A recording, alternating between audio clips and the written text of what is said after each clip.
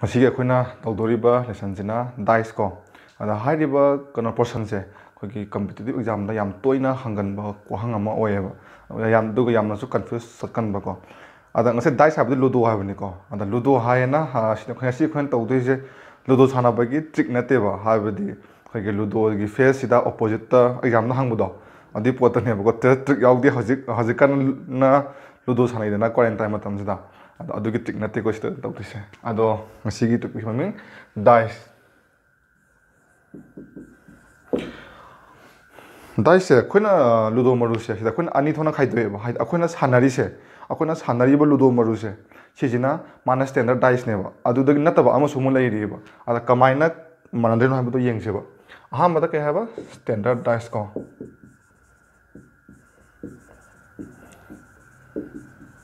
ꯑꯗꯨꯒ ꯑꯃꯅ ꯅꯟ standard dice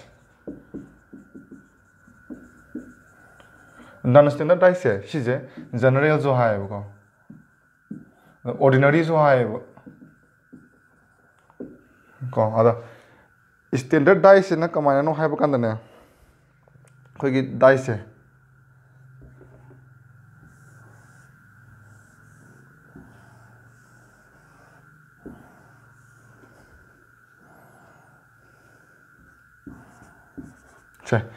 ꯁꯤꯒꯤ ꯗꯥꯏꯁ ꯌꯦꯡꯉꯁꯦꯕ ꯁꯤꯒꯤ ꯗꯥꯏꯁꯁꯦ ꯁ꯭ꯇꯦꯟꯗꯔꯠ ꯗꯥꯏꯁꯂ ꯅꯟ ꯁ꯭ꯇꯦꯟꯗꯔꯠ ꯗꯥꯏꯁꯂꯅ ꯌꯦꯡꯉꯁꯦꯕꯀꯣ ꯑꯗꯨ ꯇꯥꯔꯒꯗꯤꯅꯦ ꯁꯤ ꯌꯦꯡꯉ ꯇꯥꯔꯗꯤ ꯄꯤꯔꯝꯃꯤꯕ ꯃꯃꯥꯡꯗ ꯄꯤꯔꯝꯃꯤꯕ ꯎꯔꯤꯕ ꯀꯩꯅꯣ ꯑꯍꯨꯝꯁꯦ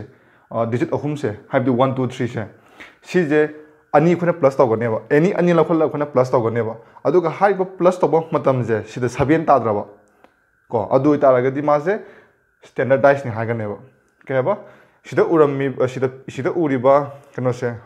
ꯅꯝꯕꯔꯁꯦ ꯁꯤꯗ ꯑꯅꯤꯁꯦ ꯑꯩꯈꯣꯏꯅ ꯂꯧꯈꯠꯂ ꯌꯦꯡꯒꯅꯦꯕꯀꯣ ꯁꯄꯣꯁ 1ꯒ 2ꯒꯕꯨ ꯑꯣꯏꯒꯦꯔꯥ 2ꯒ 3ꯒ ꯑꯣꯏꯒꯦꯔꯥ ꯑꯗꯒꯤ 1ꯒ 3ꯒ ꯑꯣꯏꯒꯦꯔꯥ ꯍꯥꯏꯔꯤꯕ ꯃꯈꯣꯏ ꯑꯅꯤꯁꯦ ꯁꯨꯃꯥꯏꯅ ꯄ꯭ꯂꯁ ꯇꯧꯕ ꯃꯇꯝꯗꯅꯦ 7 ꯕꯦꯛ ꯇꯥꯗ꯭ꯔꯕ is not equal to 7 ꯀꯣ ꯑꯗꯨ ꯑꯣꯏꯇꯥꯔꯒꯗꯤ ꯍꯥꯏꯔꯤꯕ ꯂꯨꯗꯣ ꯃꯔꯨꯁꯦ ꯁꯤꯁꯦ ꯁ꯭ꯇꯦꯟꯗꯔꯠ ꯗꯥꯏꯁ ꯑꯣꯏꯒꯅꯦꯕ ꯀꯣ ꯑꯗꯨꯒ ꯀꯔꯤꯒꯨꯝꯕ ꯁꯤ ꯁ꯭ꯇꯦꯟꯗꯔꯠ ꯗꯥꯏꯁ ꯑꯣꯏꯔꯝꯃꯕ ꯀꯣ ꯑꯗꯨ ꯇꯥꯔꯒꯗꯤ ꯃꯥꯒꯤ ꯑꯣꯄꯣꯖꯤꯠꯇ ꯎꯗ꯭ꯔꯤꯕ ꯃꯁꯛꯁꯤꯡꯁꯦ ꯀꯃꯥꯏꯅ ꯌꯦꯡꯒꯗꯒꯦ ꯍꯥꯏꯕ ꯃꯇꯝꯗ 3ꯒꯤ ꯑꯣꯄꯣꯖꯤꯠꯁꯦ ꯁꯤꯒꯤ 3Gꯒꯤ ꯌꯦꯡꯉꯦ ꯈꯜꯂꯁꯦꯕꯀꯣ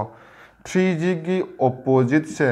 ꯁꯤꯁꯦꯒ ꯄ꯭ꯂꯁ ꯇꯧꯕ ꯃꯇꯝꯗ 3ꯒꯤ ꯑꯣꯄꯣꯖꯤꯠꯁꯤꯒ ꯄ꯭ꯂꯁ ꯇꯧꯕ ꯃꯇꯝꯗ ꯃꯥꯁꯦ 7 ꯇꯥꯒꯅꯦꯕ ꯁꯨꯃꯥꯏꯅ 2ꯒꯤꯁꯨꯅꯦ 2Gꯒ ꯃꯥꯒꯤ ꯑꯣꯄꯣꯖꯤꯠꯇ ꯂꯩꯕ ꯃꯁꯤꯡꯗꯣ ꯑꯗꯨꯒ ꯄ꯭ꯂꯁ ꯇꯧꯔꯀꯥꯟꯗ 7 ꯇꯥꯒꯅꯦꯕ ꯑꯗꯨꯃꯥꯏꯅ 1ꯒꯤꯁꯨ 1ꯁꯤꯒ ꯃꯥꯒꯤ ꯑꯣꯄꯣꯖꯤꯠꯇ ꯂꯩꯕ ꯃꯁꯤꯡꯗꯣ ꯑꯗꯨꯗꯨꯒ ꯄ꯭ꯂꯁ ꯇꯧꯔꯀꯥꯟꯗꯅꯦ 7 ꯇꯥꯅꯦꯕ ꯀꯣ ꯌꯦꯡꯁꯤ 3ꯗ 7 ꯇꯥꯕꯗꯤ 4 ꯑꯣꯏꯔꯝꯒꯅꯤꯀꯣ 4 2ꯒꯤꯗꯅ 5 1ꯒꯤꯗꯅ 6 ꯌꯦꯡꯉꯣ ꯂꯣꯏꯔꯦ 1ꯒꯤ ꯑꯇꯥꯗꯤ 1ꯒꯤ ꯑꯣꯄꯣꯖꯤꯠꯇ 6 ꯂꯩꯔꯦ 2ꯒꯤ ꯑꯣꯄꯣꯖꯤꯠꯇꯅ 5 ꯂꯩꯔꯦ 3ꯒꯤ ꯑꯣꯄꯣꯖꯤꯠꯇꯅ 4 ꯂꯩꯔꯦ ꯍꯥꯏꯕꯅꯦꯕ ꯑꯗꯨꯅ ꯌꯥꯔꯤꯈꯩꯗꯤ ꯑꯩꯈꯣই ꯚꯤꯗꯤꯑꯣꯁꯦꯀꯣ ꯍꯧꯕꯗꯒꯤ ꯂꯣꯏꯐꯥꯎꯅꯦ ꯐꯖꯅ ꯌꯦꯡꯕꯤꯌꯣꯕ ꯑꯗꯨꯒ ꯌꯥꯝꯅ ꯐꯒꯗꯕ ꯍꯥꯏꯔꯒꯅ ꯌꯦꯡꯕ ꯃꯇꯝꯗ ꯑꯩꯈꯣꯏꯒꯤ ꯆꯦ ꯀꯣꯂꯣꯝ ꯑꯃ ꯄꯥꯏꯔꯒꯁꯨ ꯌꯦꯡꯕꯤꯌꯣꯕꯀꯣ ꯍꯥꯏꯕꯗꯤ ꯑꯩꯅ ꯁꯤ ꯇꯧꯔꯤꯁꯦ ꯁꯤ ꯆꯞ ꯃꯥꯟꯅꯅ ꯄ꯭ꯔꯥꯛꯇꯤꯀꯦꯜꯂꯤ ꯑꯗꯨꯝ ꯇꯧꯕꯤꯌꯣꯕ ꯑꯗꯨꯝ ꯒ꯭ꯌꯥꯟ ꯇꯥꯏꯀꯣ ꯍꯥꯏꯕꯗꯤ ꯄꯤꯔꯝꯃꯤꯕ ꯗꯥꯏꯁꯁꯤꯗ ꯃꯃꯥꯡꯗ ꯎꯔꯤꯕ ꯗꯤꯖꯤꯠ ꯑꯍꯨꯝꯁꯦ ꯍꯥꯏꯗꯤ ꯅꯝꯕꯔ ꯑꯍꯨꯝꯁꯦ ꯑꯦꯅꯤ ꯅꯝꯕꯔ ꯑꯍꯨꯝ ꯇꯧꯕ ꯌꯥꯗꯦꯀꯣ ꯑꯦꯅꯤ ꯅꯝꯕꯔ ꯑꯅꯤꯁꯦ ꯄ꯭ꯂꯁ ꯇꯧꯕ ꯀꯥꯟꯗ 7 ꯇꯥꯗ꯭ꯔꯕꯀꯣ ꯑꯗꯨ ꯇꯥꯔꯒꯗꯤ ꯑꯗꯨꯒꯨꯝꯕ ꯂꯨꯗꯣ ꯃꯔꯨꯗꯣ ꯁ꯭ꯇꯦꯟꯗꯔꯠ ꯗꯥꯏꯁꯅꯦꯕꯀꯣ ꯑꯗꯨꯒ ꯁ꯭ꯇꯦꯟꯗꯔꯠ ꯗꯥꯏꯁꯀꯤꯗꯤ ꯃꯥꯒꯤ ꯑꯣꯄꯣꯖꯤꯠꯇ ꯂꯩꯕ ꯃꯁꯤꯡ ꯄꯨꯊꯣꯛꯄꯁꯦ ꯌꯥꯝ ꯂꯥꯏꯌꯦꯕ ꯍꯥꯏꯕꯗꯤ ꯄꯤꯔꯝꯃꯤꯕ ꯅꯝꯕꯔꯁꯤꯒꯅꯦ ꯃꯥꯒꯤ ꯑꯣꯄꯣꯖꯤꯠꯇꯣ ꯑꯗꯨꯒ ꯄ꯭ꯂꯁ ꯇꯧꯕ ꯃꯇꯝꯗ ꯃꯥꯒꯤꯗꯤ ꯑꯣꯜꯋꯦꯁ 7 ꯇꯥꯒꯅꯦꯕ ꯀꯣ ꯑꯗꯨꯅ ꯍꯥꯏꯔꯤꯕ ꯁꯤꯒꯤ ꯀꯣꯏꯁꯟꯁꯦ ꯑꯦꯛꯖꯥꯝꯗ ꯀꯌꯥ ꯍꯪꯗꯦꯕꯀோ ꯑꯦꯛꯖꯥꯝꯗ ꯃꯔꯨ ꯑꯣꯏꯅ ꯍꯪꯉꯤꯁꯦ ꯁꯤꯒꯤ ꯅꯟ ꯁ꯭ꯇꯦꯟꯗꯔꯠ ꯗꯥꯏꯁꯅꯦꯕ ꯁꯤꯗꯅꯦꯕ ꯍꯪꯉꯤꯁꯦ ꯀꯣ ꯑꯗꯨꯗꯤ ꯃꯥꯁꯦ ꯅꯟ ꯁ꯭ꯇꯦꯟꯗꯔꯠ ꯑꯃꯨꯛ ꯊꯣꯛꯁꯤꯀꯣ ꯑꯃꯨꯛ ꯌꯦꯡꯁꯤ ꯑꯗꯨꯗꯤ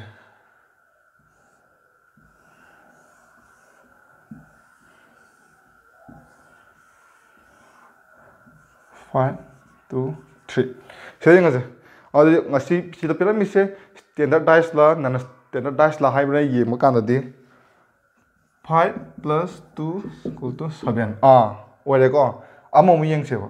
ꯁꯤꯗ ꯃꯌꯥꯝꯅ ꯍꯪꯉꯛꯇꯅ ꯍꯧꯔꯦ 5 ꯁꯤꯗꯅꯦ ꯑꯩꯈꯣꯏꯅ ꯈꯪꯗꯣꯏꯁꯦ Sigi number ahum se sidane only number ani kitang lakhol edana number ani kitang dak lakhol laga yengba kan se sida 7 ta gadam nebo makhoi ani ani msi loimuk 7 tani habagi leitebo kya ba na da number premium number ahum se any number ani je lakhol laga ne plus to matam da 7 ta gadam nebo loimuk number loimuk se plus to kana 7 tani hab leitebo ko aduna ahan mi se 7 ta rabani na maje non standard dice nebo ko habadi ordinary dice general dice nebo maje ko aduga sigi di magi opposite laiba masingje simana puthokpa yadeba ko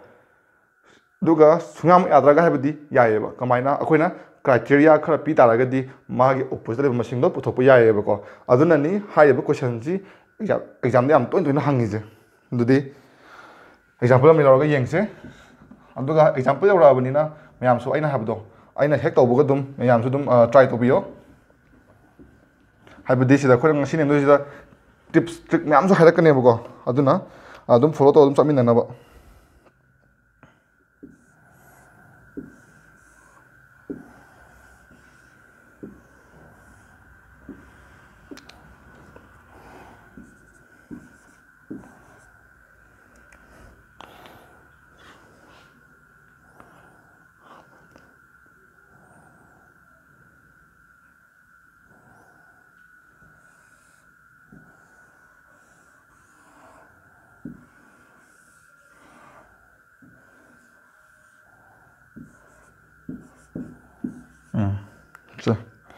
jangan sih. Asida dice piramid bako. Sida piramid dice tungan ma dice na tiba. Habadi ludo maru ama kata neba. Si maru se si asna kandali hauba masak singdo. Adu sna kandu puthora po neba. Enda bro. Habadi cuma ani piramid na tungan ma ludo ne na kon lobi ade bako. Habadi sigi ludo sigi maning dali hauba saruk to si neba. Adi sida piramid magi opposite po le baje kana pusiga. Pai ke pusira. Ko pai ke pusi ko hana. Question 하나 5 क्या पुथोकसे को तागदी सी पुथोकजे अखोनी यंगदोसे साइगी सिदा सिगी लुदो अनि सिदाने कमन नगम यांग ने सोदे सोदे नमकी question the हाइबदी number से को हजिका वेंदी 5 का 5 को कमन होजना को अदुना समाइना 5 जे हाइ पुथरानेबा नि थमनेबा अदुगा सिदा कोन तौदोजे clockwise नत्रगना clockwise to sakadam nebo ko natragana anti clockwise la su ya ba samana ko yengsi ko clockwise hana sala yengse ba 5 tagi next minus taragadi 2 aduga 3 songi ju 5 laire sida 6 lani duga 4 enda ba tai ko habadi sigi 5 se sin origin oragane mangonda clockwise tane number sing ji thama ane ba samana ko samana 5 laire my next di 2 layer duga 3 thamakane ba aw ta agadi sida khona khang du je kai khang matam da 3 gi opposite ne 4 layer ba ko adagi 2 gi opposite ta 6 layer ba 5 ki di khang dri ko haidi ani je kamani na ken ta bro 2 gi opposite ta 6 layer chi sing mak layer 3 gi opposite ta 4 layer ba 5 ki khang dri ba aw ta agadi sida yaw do ma sing number ang puthoro ba 2 yaure 3 4 yaure 5 6 1 yaudri ko enda ko aduna 5 ki opposite se 1 lai reba lai bra lai ko enda bra tai ta de se akhona 5 ki puthok ke hareba ko ada 5 ki puthok bu oigera 2 gi puthok bu oigera ko ana ta 3 gi bu oigera khama ba si gi method se to kai ta ga di si pyramid bu ludo ani sida number manaba sun ki yaung ne ba ko manaba number do adudagi origin oidana endabra aduna origin oiraga mangona clockwise ta natraga anti clockwise ta unga kadabane ba ko hasi ha bade khona clockwise lawje ba sije ko khona lawje clockwise ta ne lawje ko adadi 5 2 3 5 2 3 lai ko mana 6 4 ko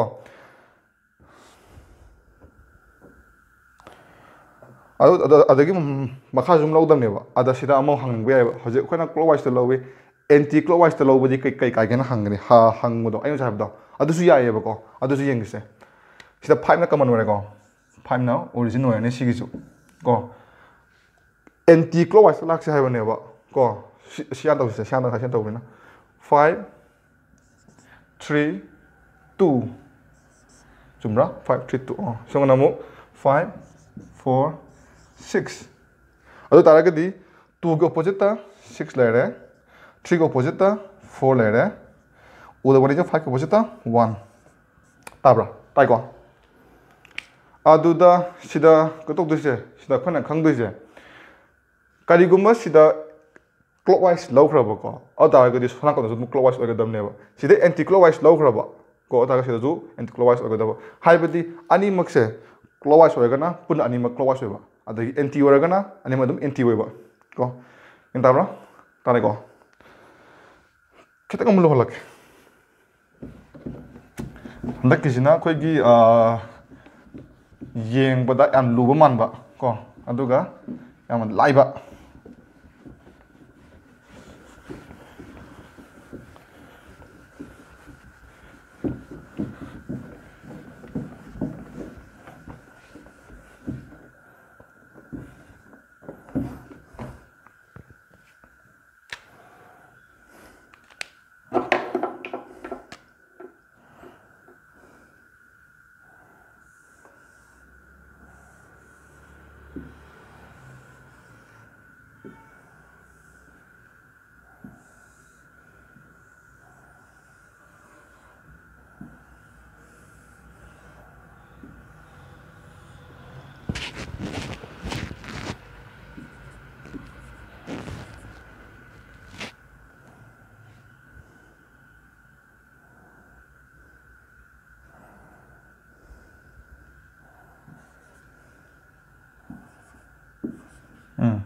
ꯁꯦ ꯁꯤꯗ ꯁꯨꯃꯥꯏꯅ ludo ꯃꯔꯨ ꯑꯅꯤ ꯑꯃ ꯄꯤꯔꯝꯃꯦꯕ ꯀꯣ ꯁꯤꯗꯩꯗ ꯑꯩꯈꯣꯏꯅ ꯑꯃꯨꯛ ꯌꯦꯡꯗꯣꯏꯁꯦ ꯁꯤꯗꯀꯣ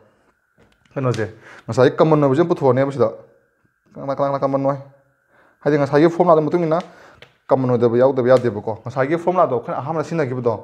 ꯑꯗꯨꯃꯥꯏꯅ ꯍꯣꯠꯀꯦ ꯇꯥꯔꯒꯗꯤ ꯅꯝꯕꯔꯁꯦ ꯃꯥꯟꯅꯕ ꯑꯅꯤ ꯌꯥꯎꯗꯕ ꯁꯨꯡꯌꯥꯃꯛ ꯌꯥꯗꯦꯕꯀꯣ ꯁꯤꯒꯤꯗꯗꯤ ꯑꯅꯤ ꯌꯥꯎꯔꯝꯃꯦꯕ 5ꯒ ꯑꯃ ꯀꯣ 2 ꯑꯃ ꯑꯅꯤꯁꯦ ꯃꯥꯟꯅꯔꯦꯕ ꯃꯥꯟꯅꯩꯀꯣ ꯁꯥꯊꯤꯕ ꯃꯥꯟꯕꯅꯤꯀꯣ ꯁꯥꯊꯤꯕꯗꯨꯅꯦꯕ ꯁꯤꯅ ꯀꯣ ꯑꯩꯈꯣꯏꯒꯤ ꯃꯁꯥ ꯌꯥꯝ ꯆꯥꯎꯔꯒ ꯐꯜꯂꯒ ꯌꯥꯝ ꯁꯥꯊꯤꯕ ꯃꯥꯜꯂꯒ ꯁꯥꯊꯤꯔꯝꯗꯕꯗꯣ ꯑꯗꯨꯃꯥꯏꯅꯅꯦꯕ ꯁꯤꯗꯣ ꯇꯧꯗꯣꯏꯁꯦꯀꯣ ꯁꯨꯃꯥꯏꯅ ꯃꯥꯟꯅꯕ ꯑꯅꯤ ꯌꯥꯎꯔꯕꯀꯣ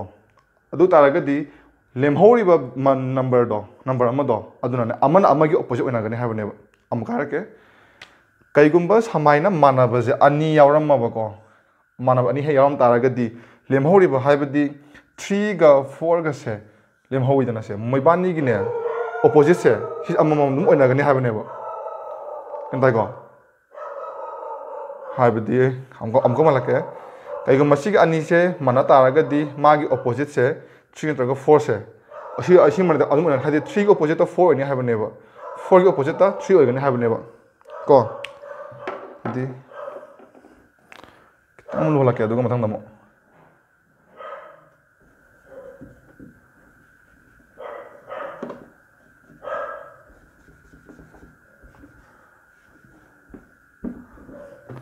ꯑꯅꯤꯒꯤ ꯇꯧꯔꯦꯀꯣ ꯑꯗꯣ ꯑꯍꯨꯝ ꯁꯣꯜꯂꯛꯀꯦꯕ ꯑꯃꯨꯛ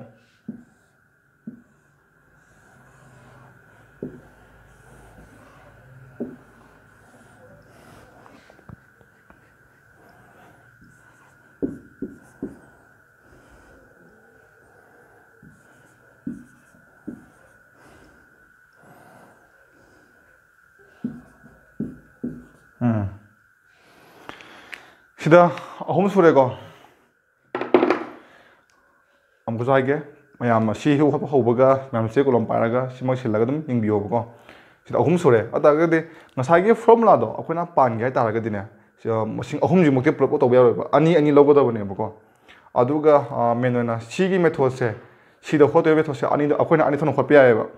ꯀꯣ ꯐꯥꯁꯇ ꯑꯃ ꯍꯥꯏꯔꯛꯀꯦ ꯑꯩꯈꯣꯏ ꯑꯍꯥꯟꯕ ꯑꯩꯈꯣꯏꯅ ꯍꯣꯠꯄ ꯃꯦꯊꯣꯠꯇꯣ ꯑꯗꯨ ꯍꯣꯠꯁꯦꯕ ꯁꯤꯒ ꯂꯧꯖꯦꯕ ꯀꯣ ꯑꯗꯨꯒ ꯁꯤꯒ ꯂꯧꯔꯒꯅꯦ ꯁꯤꯁꯦ ꯍꯥꯟꯅ ꯂꯧꯁꯦꯕꯀꯣ ꯑꯗꯨꯒ ꯁꯤꯒ ꯂꯧꯗꯕꯒꯤ ꯃꯔꯝꯁꯦ ꯑꯃꯨꯛ ꯍꯥꯏꯔꯛꯀꯦꯕ